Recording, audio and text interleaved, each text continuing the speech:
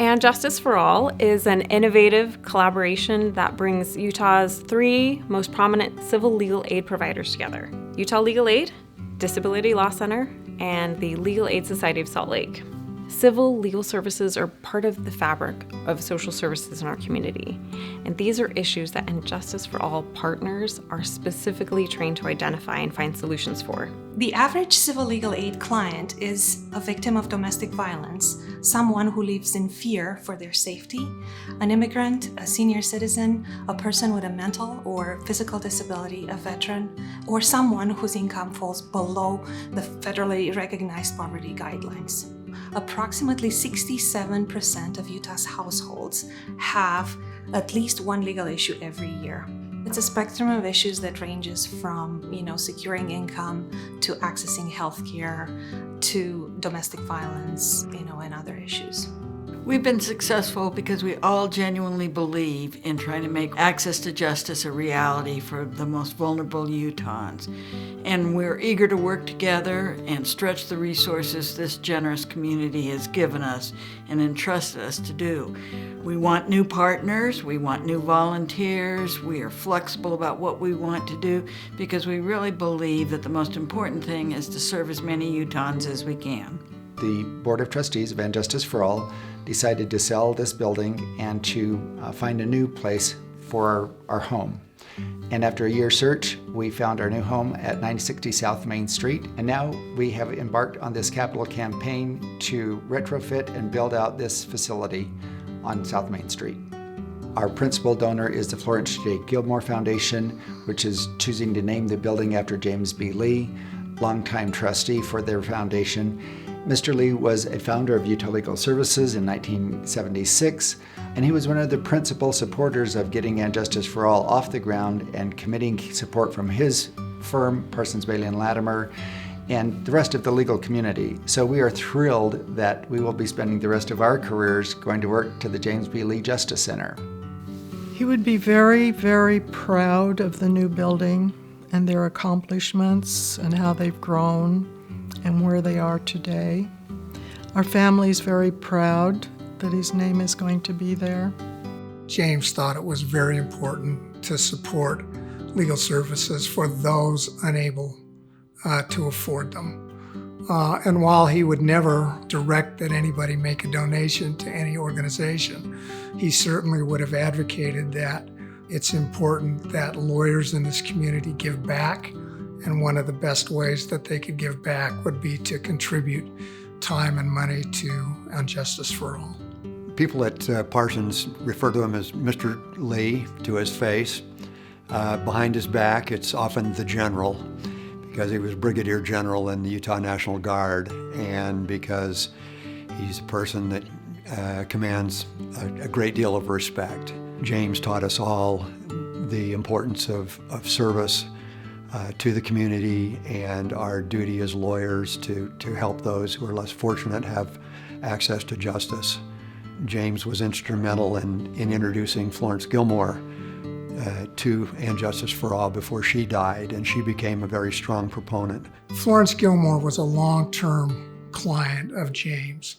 She came from a ranching family and they owned a lot of real property in Summit County. Florence was an only child and ultimately inherited all the land that her father owned. When Justice for All was created, Justice for All became one of the primary beneficiaries of the foundation, and we have carried that through to today. Legal matters became very important to her because they started very early in her life. She used to say, single women really need to be sure that they have an attorney helping them through these things. And of course, she followed that resolve herself.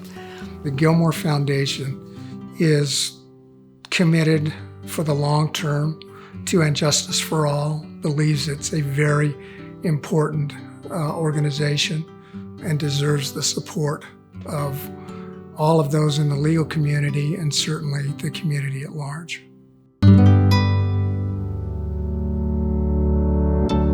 Lady Justice is immortal, is eternal.